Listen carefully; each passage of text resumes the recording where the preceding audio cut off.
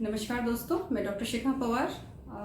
आज काफ़ी दिन के बाद वीडियो बना रही हूँ। जो इस वक्त जो वेव है और कोरोना वायरस का जो दिल्ली एनसीआर में हाल है वो तो एक्चुअली काफ़ी ख़राब है और जो नंबर ऑफ़ केसेस हैं वो बहुत ज़्यादा बढ़ गए हैं। आईसीयू में कोई बेड्स खाली नहीं है।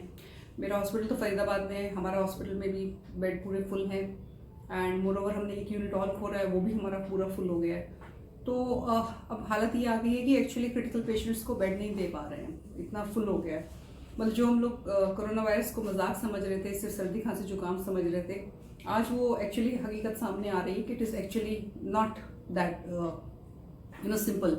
हाँ, काफ़ी सारे लोग ठीक हो जाते हैं, लेकिन जो बीमार हो जाते हैं और जो फंस जाते हैं और जिनको ऑक्सीजन की रिक्वायरमेंट है, आईसीयू की रिक्वायरमेंट है और हाई ट्रीटमेंट की रिक्वायरमेंट है, उन लोगों के लिए this is not actually a good time, it's actually bad.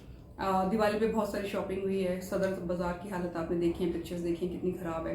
तो वो जो इन्फेक्शन है वो ऑब्वियसली अब सामने आ रहा है एंड अनफॉर्चुनेटली ये जो है इन्फेक्शन के जो केसेस हैं ये मल्टीप्लाई करते हैं। तो अगर 8,000 हैं आज, तो I am not be surprised कि अगर केसेस कल 12,000 10,000 हो जाएं, तो ऐसे सिचुएशन में हालत और ख़राब हो जाएगी। तो अब हमें क्या करना है? सो बेसिकली देखिए, अब यही टाइम है कि हमें सारे प्रिकॉशंस जो पहले से हम देख रहे हैं वो प्रिकॉशंस हमें पूरे लेने हैं। मास्क बहुत इंपॉर्टेंट है। मास्क को लोग मजाक समझ रहे हैं। किसी का मास्क चिन के नीचे होता है, किसी का नाक के नीचे होता है। तो जब भी आप क्राउडेड एरिया में जाएं, अपना मास्क पहने और मास्क को ठीक से पहने। कौन सा मास्क पहनना है? देखिए, पहले ही बता चुके हैं, 3 लेयर वाला मास्क। अगर आप घर का बना हुआ मास्क पहन रहे हैं तो उसमें 3 लेयर होनी चाहिए। आइडियली अगर बीच में अगर सिल्क की लेयर है तो वो बेस्ट है। और ये मास्क आपको प्रॉपरली स्टरलाइज करना है। जैसे आपको मैंने पहले बताया, या तो उसको उबाल सकते हैं या धूप में 4 घंटे डाल सकते हैं, या प्रेस से 5 मिनट प्रेस करके उसको हम स्टरलाइज कर सकते हैं। लोग क्या कर रहे हैं, मास्क एक बार खरीद लिया तो उसी को बार बार रिपीट यूज करके पहन रहे हैं। तो ये अच्छा तरीका नहीं है।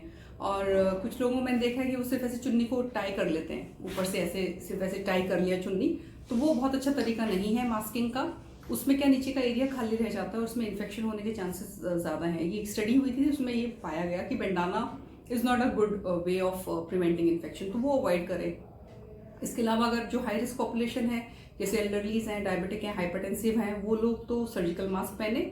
और सर्जिकल मास्क ये नहीं कि बार बार उसको पहनते रहें। एक मास्क खरीद लिया तो वो मास्क आप 8 घंटे तक ही यूज़ कर सकते हैं, उसके बाद उसको स्टरलाइज करके काट के फेंकना है। सो ये इंपॉर्टेंट है सर्जिकल मास्क के लिए। N95 मास्क तो अभी भी रिकमेंडेड नहीं है क्योंकि उसकी कंप्लायंस अच्छी नहीं होती है। उसके अलावा क्या प्रिकॉशन लेने हैं? मैं देख रही हूँ कि बहुत सारे एल्डरलीज हमारे प्रेजेंट कर रहे हैं, मतलब पेरेंट्स हमारे बहुत ज़्यादा इन्फेक्टेड हो रहे हैं। ये कारण क्या हो सकता है? तो देखिए, जो सोर्स ऑफ इन्फेक्शन है वो that could be your maid servant, जो घर में आती है या आता है। तो ये सब्जी देने वाला जो आता है, उनसे कांटेक्ट बिल्कुल ख़त्म करा दीजिए। अगर आपकी मेड आ भी रही है घर में काम करने, तो उनको बोलिए मास्क पहन के काम करें, हैंड वॉश करके काम करें। और जो आपके पेरेंट्स हैं उनसे वो दूर रहें। अगर वो पेरेंट्स के रूम में काम सफाई करने जा रहे हैं तो पेरेंट्स को उस वक्त दूसरे रूम में शिफ्ट करा लीजिए। सो मतलब फिजिकल कांटेक्ट आपको अवॉइड कराना है किसी भी आउटसाइडर का अपने पेरेंट्स से। अब एक वीडियो मैंने बनाई थी हाउस होल्ड कॉन्टैक्ट्स पे, तो मैं इसका लिंक इसमें डाल देती हूँ, तो प्लीज़ गो थ्रू दैट। तो अगर आप बाहर जा रहे हैं और आप इन्फेक्शन घर लेके आते हैं तो उसका हमें क्या प्रिकॉशंस लेने हैं? देखिए, इंपॉर्टेंट है कि मोस्ट इंपॉर्टेंट है कि हमारा जो कॉन्टैक्ट उनके साथ होता है वो कॉन्टैक्ट टाइम हम कम करें।